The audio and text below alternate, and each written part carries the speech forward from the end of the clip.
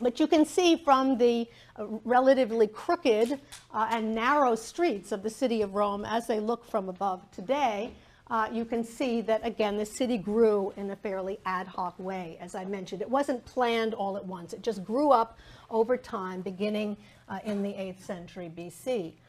Now, this is interesting because what we know about the Romans is when they were left to their own devices, and they could build a city from scratch, they didn't let it grow in an ad hoc way.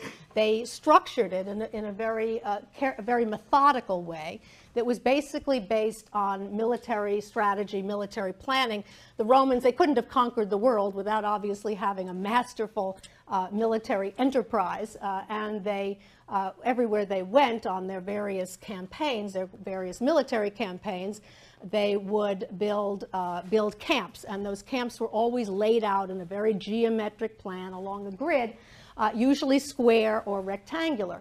So when we begin to see the Romans building their ideal Roman city, they turn to that so-called castrum or military camp design, and they build their cities that way. And I show you here one example. We're using Google Earth here again, another example of an example of a city called Timgad, T-I-M-G-A-D, which is in modern Algeria.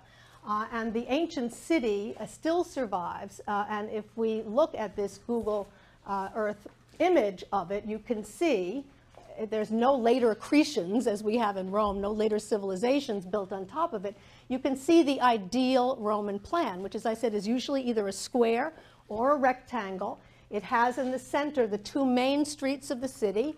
The north-south street is called the Cardo, C-A-R-D-O.